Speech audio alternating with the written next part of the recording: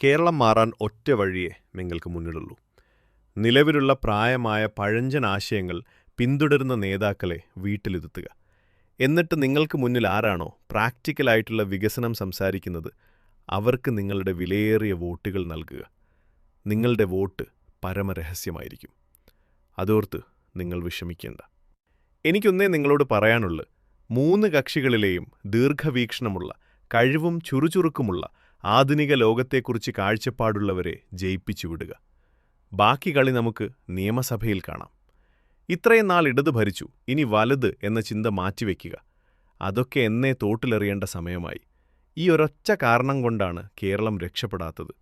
ഇനിയും പരീക്ഷിക്കാൻ സമയമില്ല.